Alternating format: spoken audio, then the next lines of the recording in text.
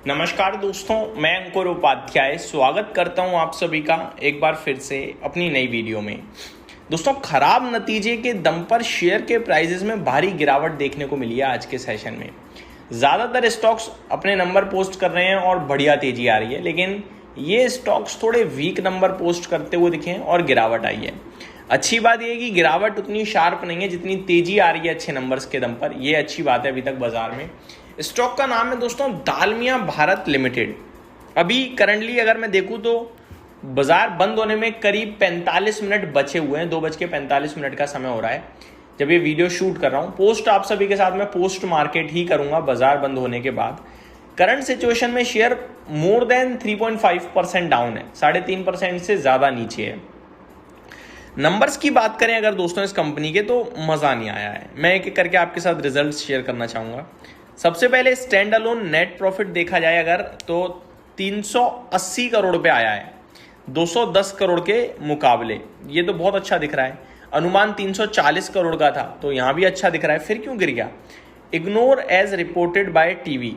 तो अपडेट कुछ डिफरेंट है दोस्तों। कंसोलिडेटेड नेट प्रॉफिट बताना चाहूंगा, स्टैंड अलोन छोड़ते हैं। कंसोलिडेटेड नेट प्रॉफिट अगर आप देखें तो 440 करोड़ के सामने 390 करोड़ है। तो अनुमान तो यहाँ पे मेरे पास नहीं है, लेकिन अगर वाई ओ वाई आधार पे देखें तो मुनाफे में करीब 11-12% की गिरावट देखने को मिल रही है।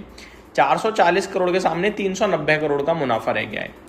एबिटा की बात करें तो 790 करोड़ के सामने 900 करोड़ का एबिटा है वाई ओ वाई आधार पे। यहाँ पे सही दिख रहा है। मार्जिन भी बढ़कर आए हैं 19.4% से 21.25%, ये भी ठीक है।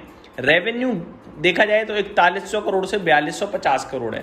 3-4 बड़ी बातें जो इन 4 चीज़ों में दिख रही हैं। ये पहली बात, मुनाफे में गिरावट। दूसरी बात, मार्जिन्स अच्छे आए हैं। तीसरी बात, कंसोलिडेटेड एबिटा भी अच्छा आया है, लेकिन दमदार बढ़त नहीं है। रेवेन्यू ऑलमोस्ट फ्लैट टाइप दिख रहा है, एबिटा हल्का बढ़ता हुआ दिखा है, मार्जिन्स में अच्छी इंप्रूवमेंट है, मुनाफा घट गया है।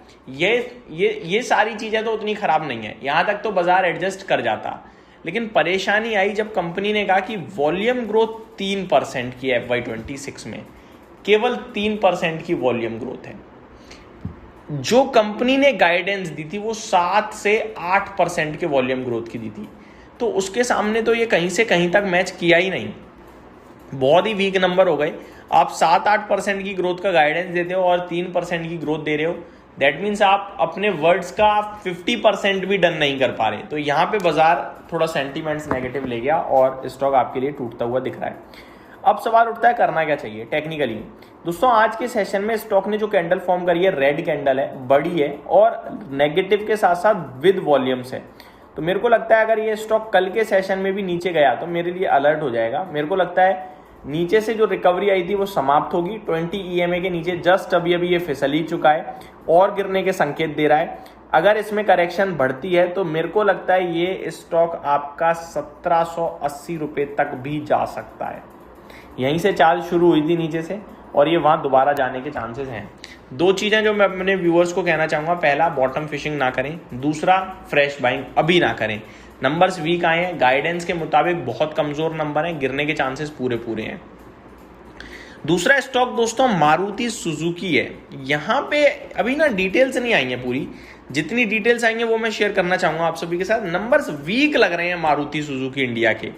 सबसे पहले स्टैंड अलोन नेट प्रॉफिट की बात करूं तो 3700 करोड़ के सामने 3600 करोड़ का मुनाफा है वाई ओ वाई आधार पे, यानी मुनाफे में गिरावट आई है। पहली बात, ये बिग नेगेटिव है। अनुमान 4100 करोड़ के मुनाफे का था, 3600 करोड़ कंपनी पोस्ट कर रही है, तो काफी वीक हो गई। दूसरी बात, कंपनी का एबिटा 6150 करोड़ का आया है 40 से 65 करोड़ के सामने।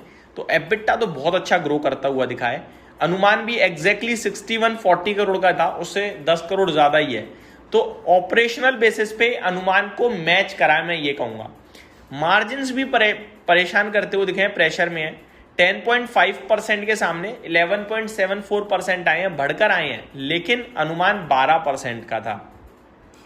तो मारुति की तरफ से भी अच्छे नंबर्स नहीं आए हैं। 140 रुपये प्रति शेयर का डिविडेंड आता हुआ दिख रहा है। स्टॉक 2% नीचे है।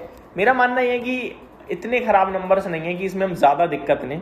मारुति अगर कोई डिप और थोड़ी देता है और अगर आपके लिए स्टॉक पहुंच जाता है, मैं एग्जैक्टली लेवल देखूं 12,500 के नीचे, तो फिर वहां से आपको खरीदारी शुरू करनी चाहिए। अभी 12,980 पे है, तो देखा जाए अभी तो काफ़ी ऊपर है। 12,500 के आसपास आता है तो वहाँ पे आप निवेश करना शुरू कर सकते हैं, बॉटम फिशिंग शुरू कर सकते हैं।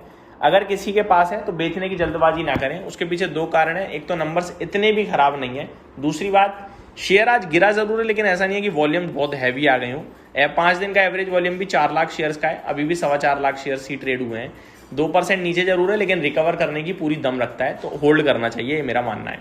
ये मेरी तरफ से अपडेट थी, उम्मीद करता हूँ डिटेल्स पसंद आई होंगी। Thank you so much for watching this video, have a great day guys.